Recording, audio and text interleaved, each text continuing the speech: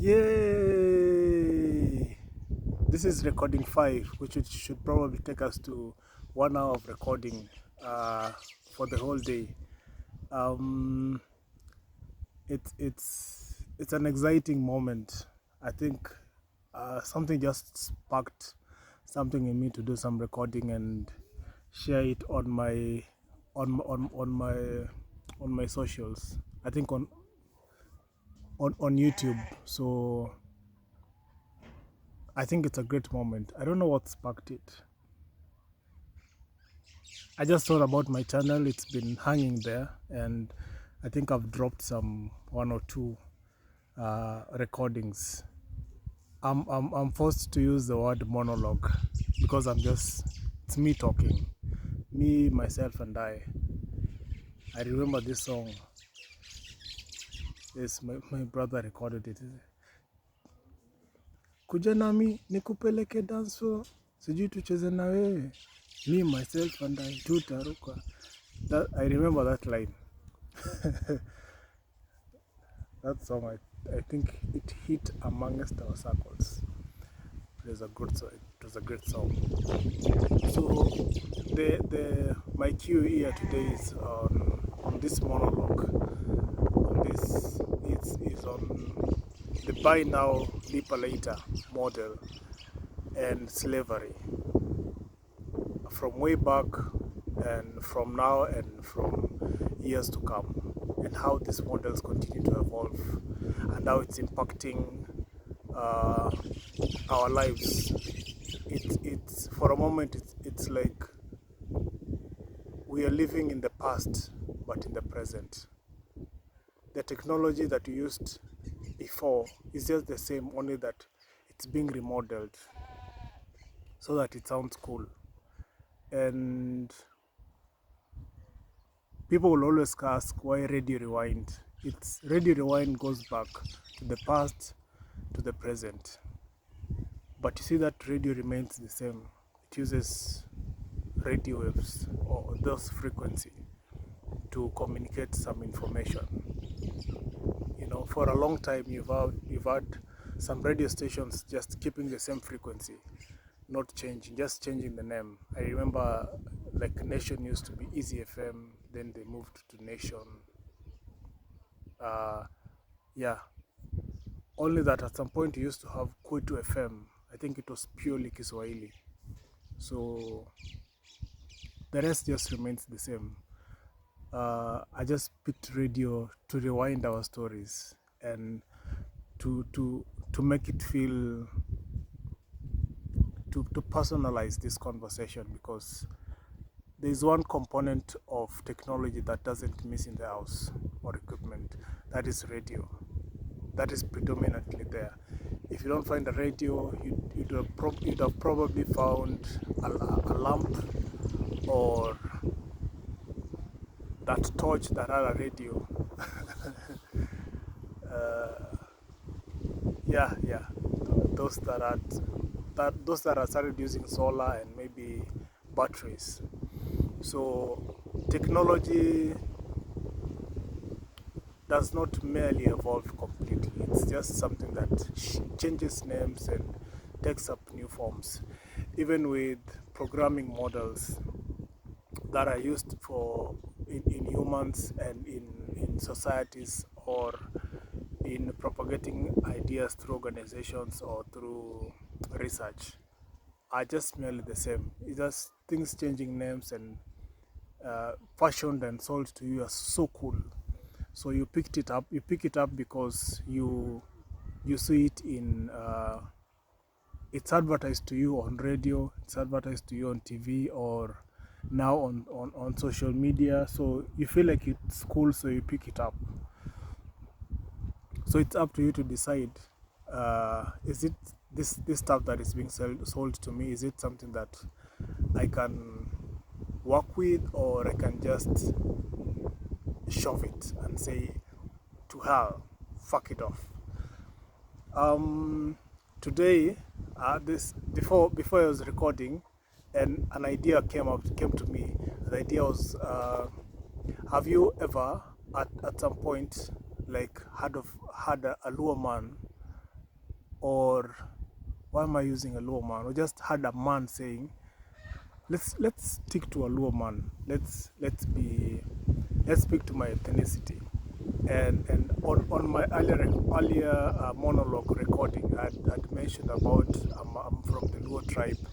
I think that was a complete overdose of the situation. I am from the Luo ethnicity. I don't subscribe to the tribe shit. So I'm from the Luo ethnicity. I'm from the Luo community. So the conversation here is you hear Luo man say, you'd hear this in the Luo. I'll translate it for you. Ntiengi mama dwa daka mera. Ntiengi mama dwa daka. Adwanio sound system masoni. Alafu aketu flat screen moroma 72 inch. Matouch. Kendo anyo kombe leather seats manyin. Maga kao mana Mombasa Road. Kendo adinyo ginene equipment moko maber mag gym takete ot. And gi shurak moro ma stretch for 5 meters. Apango kendo wine omera and wine studio. Mara wine studio. And get wine from across the globe, from everywhere. You see, it's basically saying there's a life that I want to live.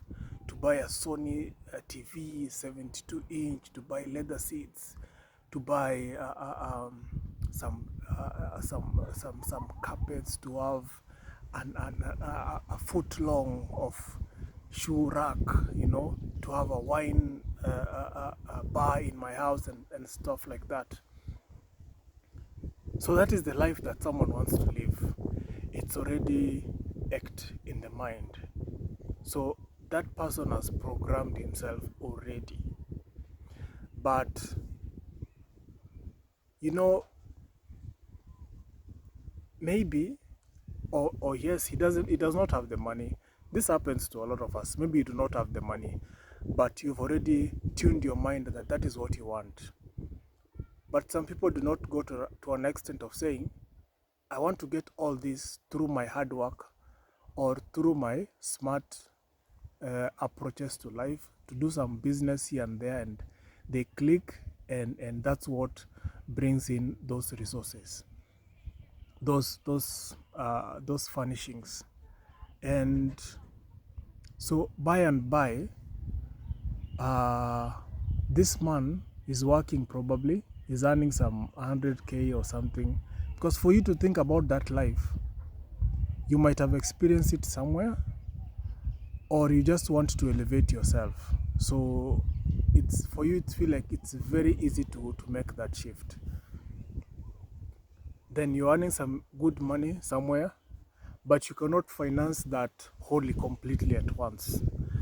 And all of a sudden, you hear that you can buy a certain TV at installment. You know, you can buy a certain radio on installment. You can buy some leather seats on installment. You just need to put some deposit and pay monthly. And that sort of thing excites you, and you feel like it's something that you want to push. It's something that you want to say, that you want to you want to gift yourself. That's the term that we use nowadays. You want to gift yourself for the hard work that you're doing. So you push yourself to deposit money for the leather seats, for the TV and everything, and then you start paying pole pole. But within no time, all these finances that is going to to pay bit by bit starts to constrain you and restrict your financing, so that whatever you have, all of it goes into financing your lifestyle. But this model doesn't stop there. At some point, you're forced to still continue upgrading. Remember, you saw the 72 inch. Then there's another you still want the 72-inch, but there's another model that has come, you know. Maybe for instance, say it connect with your phone. It can activate some things on your phone and make your screen look wow, you know, change colors and everything. You see, those are the models we're talking about. And maybe sound systems around, you know, just control from your phone and the Wi-Fi and everything. That's for example. Of course, there are different technologies or IoT stuff that can do. And you know, the moment you stop paying for this and you still want to upgrade, and that still is the norm. But entirely, your mind has already been programmed into buying things at installments. So you're never gonna be used to paying for cash or saving or investing somewhere and using that investment returns to pay for what do you call it, for that item that you want, for that TV, for that gas, for that cooker, or for that fridge that you want, because your mind has already been programmed. So the buy now, leap later program is essentially an avenue for developing or instilling a slave-like model into our lives. It is a consumerism that is pushed by technology, that is pushed by ads, advertisement, that is pushed by personalities, that is pushed by brands, so that you do not miss out. They call it, I hear they call it FOMO, fear of missing out, you know. Why don't you have this brand of phone? Why don't you have this brand of TV? You know, someone visits you and they're like, why don't you have this thing in your house? Why don't, oh, come on, you don't have a car. Oh my God. You don't have a fridge. I don't take water from the tap, or I don't take rainwater. You don't have a fridge to at least do ABCD. I don't I cook my food and store it in the fridge for the whole week. You cook githeri for one day and it's enough for 1 month, so you just keep it in the fridge, you know, because it is cool. You do the same with your vegetables, because it is cool.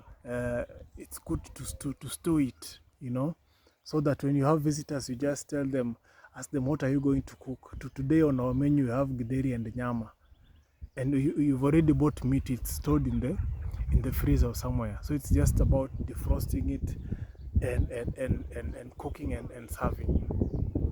So it is what has been sold to us. You programmed yourself well, but the programming that is available is on a higher level than you. So you end up falling short of your expectations. So during the slave trade, or during the colonialism, what we read is, of course, I can't say what used to happen because I was not there, you know. So I have to trace from my father. My father has to trace from his from now his lineage. We have to trace all that way, so that we know how colonialism really worked. But what we can conclusively pick from all these conversations we've had with our elders and from history is that people used to work as slaves in other people's farms, you know. You work from morning to late evening, and what you're provided for is food. There is no pay. So you wake up in the morning, you go to someone's farm, and there's food to eat, and or maybe you're given something, maybe a gorogoro or something. People can confirm on the comment section. I'm not that old to go back history and confirm all these stories, but of course there are bits of history that you can bring together and say this is ideally what used to happen. So people go to work, and the payment is food, you know. And if there's any sort of allowances, even to take children to school, they will be told their schools for free, so you don't need to pay. Hospitals are completely subsidized, and then whatever that you have is just enough to take to church, you know. Of course, there's an aspect of tithing, there's an aspect of sadaka. I think we spoke about this on my first recording for the year. So all that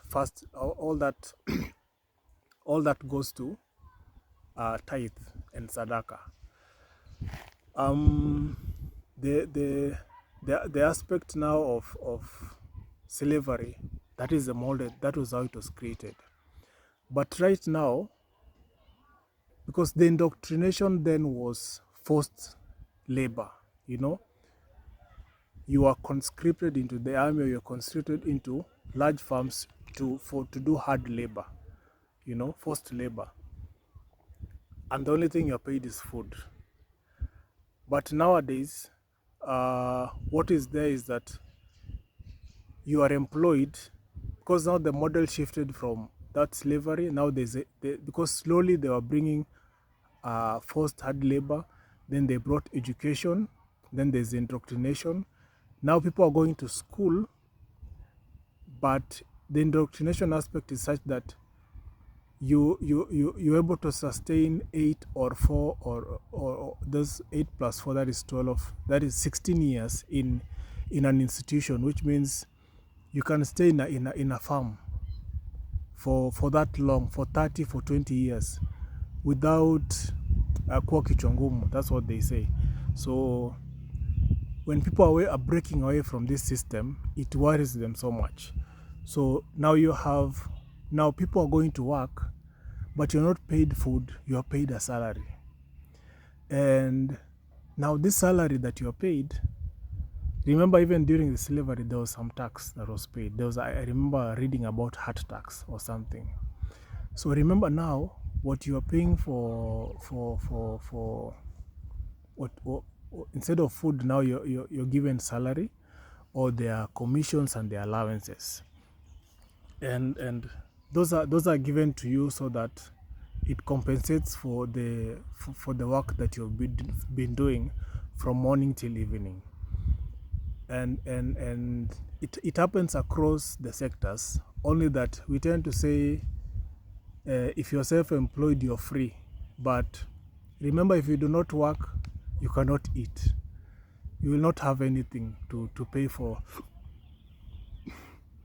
your expenses. So we're never running away from that fact that you really have to work, whether you're self-employed or employed.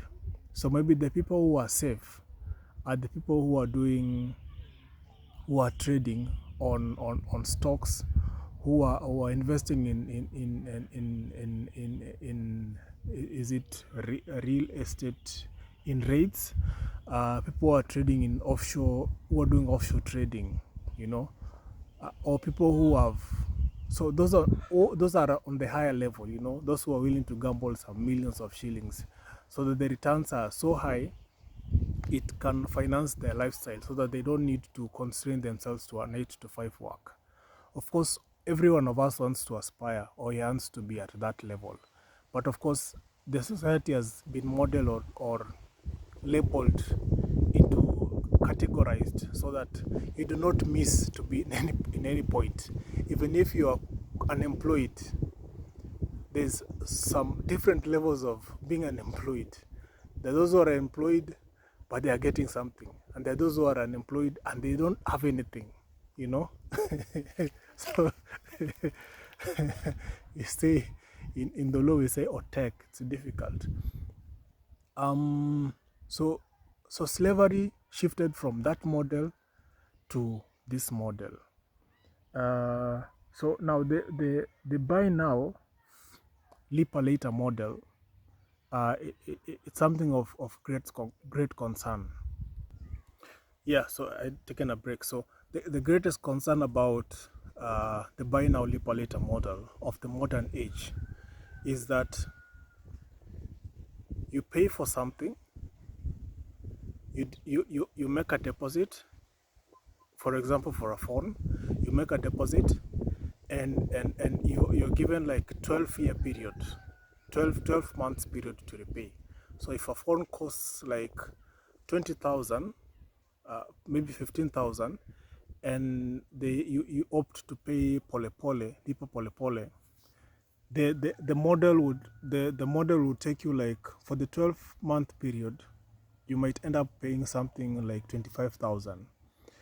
I don't have a specific phone that I would want to put into practice so that we look at it. But of course, those of you who've used those high-end phones can understand what I'm speaking about. We sort of have to take another break. Yes, so the reason why we are putting this buy now lipa later scheme as a slavery model is because it ties you to that monthly subscription, so that if you're not able to pay for that phone, for instance, then you're not able to use it. It gets locked. And you see some of these phones, people pay for, say, 80 shillings to 150 shillings or 300 shillings, depending on the model, per day, which means if you're not able to pay, you cannot use it. It's the same way. If you cannot work, you cannot eat. You become a slave to that phone, so that you have to go to work every day. You have to think about the phone every day.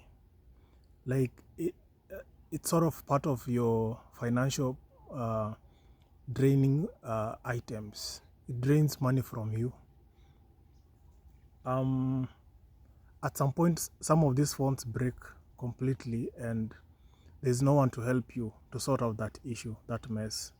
So again, you're forced to go and beg the providers to help you to reconfigure the phone. There was an outrage, I think, this year, when some of the phones just went, they literally became stones. You're walking with a stone. Sad to say that I'm John Stone, so that stone part hurts a little bit.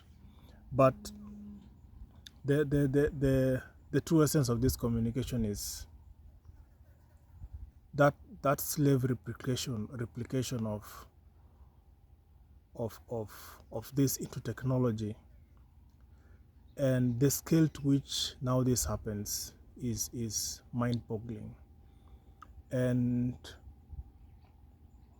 I think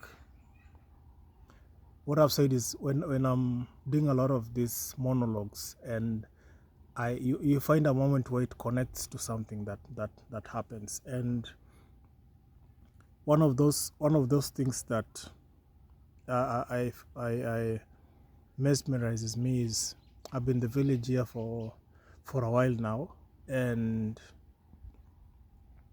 you see a lot of people with nice phones, cutlery, and there's an upgrade here and there. There's a TV there, there's a radio there, there's a woofer there, there's something here and there, and you sort of want to ask yourself, are you people having a good moment here in the village than us in the city? But it is the same thing that is happening in the village is happening in the city, and all these things are based on your gullibility or the programming.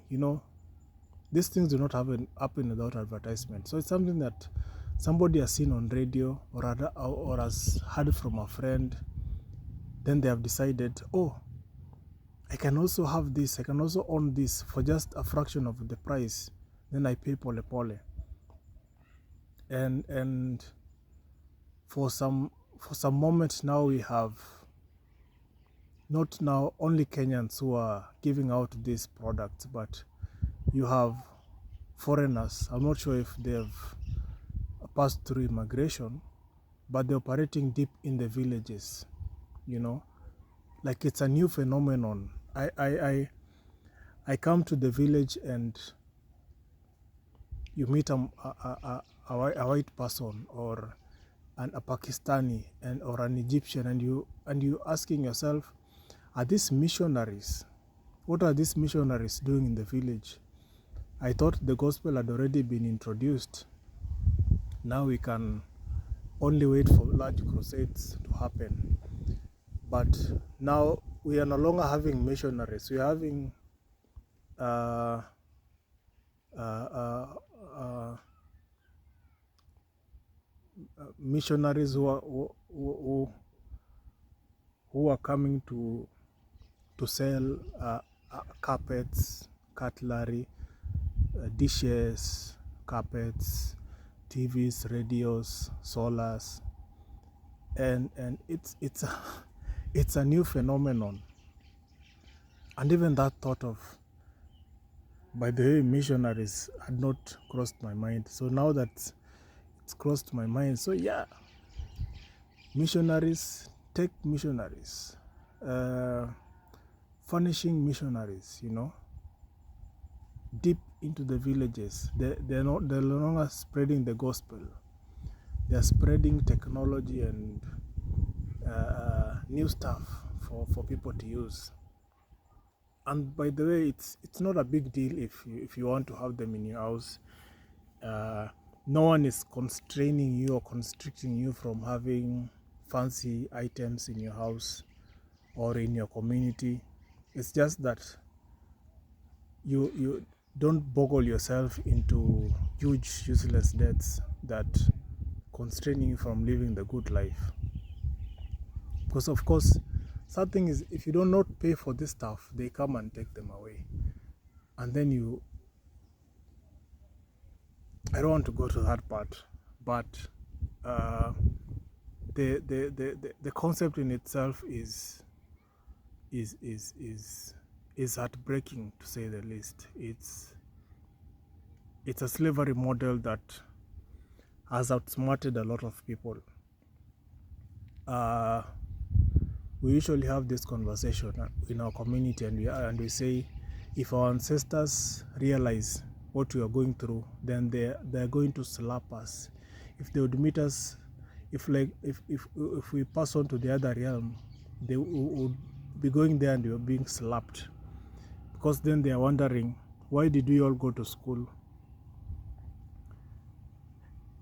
Is it to get a job or to become emancipated? Because in as much as the plan was to have us educated and indoctrinated and constrained to certain environments, education in itself is an eye-opener to the plans of the colonialists, the elites, and it's just as important for us to understand that aspect of indoctrination, so that you just don't say that you went to school and there is no moment of you of where you can sit down and think. You don't love that girl called Sophia, Philo and Sophia. there's not that aspect of you loving those people. So I'm truly inclined to believe that the model buy now live later is really destroying a lot of families. Is really pushing a lot of families into debt, into mental weaknesses. I was listening to a certain podcast, I think Roggins, and it was on Stephen Bartlett, and I think Roggins was talking more of mental strength rather than talking about mental health. I think I'll have to go back and get the right wording so that I don't mislead anyone. This is a monologue, so people will just come and point at you and for saying something wrong. So the conversation goes on and on. So we'll keep talking about these models as they come, and also their impact, because the same way slavery came and it left a lot of considerable damage is what these models are coming, and they're leaving damages in our society. Of course, there are those who are able to pay. Of course, there's those who are able to upgrade and do all of that. But if you're getting a phone what is worth 15,000 for 25,000 at the end of the paying period, then of what essence? For example, if you're paying 50 shillings a month, that is 1500 times 12, you're looking at 15,000 plus, what do you call it, plus 3,000. 15,000 plus 3,000, that is 18,000. Maybe you put a deposit of 3,000. I hope my math is right. So you're paying upwards of 21,000. That is for an example. And by the time you end up paying, you see, some of these phones really break up very, very fast. They are not. I can confidently say they're not from the factory, or they're not from the original manufacturer. My phone that I buy at 30,000 cash from the shop is not the same as yours for Lipo Pole Pole. Sad to say so. That's what I think, But people can always confirm. This thing is just about the phone. You have that phone, so you just need to confirm to me if that is the same case. I know if you put a deposit of 30,000, then you have to pay 50 shillings or 70, 80 shillings per day. You end up paying an excess of that phone. And if I changa some few money of mine and pay for 20,000 or 25,000, our phones cannot be the same, because of course yours has a tracker already. If you don't pay, it is post play. You wake up in the morning and the first thing you think about is paying for a phone. Yeah. So that is the buy now, lipa later model, lipa mdogo mdogo sort of thing. So there's nothing new under the sun, as I started by saying. All these things happen in the disguise of new tech, cool things, IoT, artificial intelligence, but they have been there before. It's only that they're being upgraded so that they move with the rest of the technology. It is hidden it's hidden in plain sight, so that you don't seem to, you see it, but you can't tell if it is the truth or lie, So enough of recording for today. I think more episodes. Oh, so these monologues now become episodes. This should be the 5th of serious recording, considering I started yesterday. So this should be the 5th of series of recording. So this should be like the episode 5. We would have more conversations about this. Of course, we've talked about a nice studio set, some production managers and everything, and assistants, and social media and monetization team. That doesn't really bother me. Plus the makeup, yeah.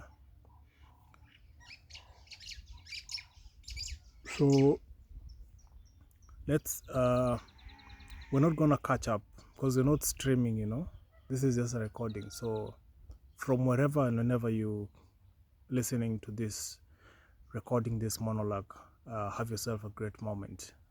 And I hope you continue to understand what's happening in our society. Bye.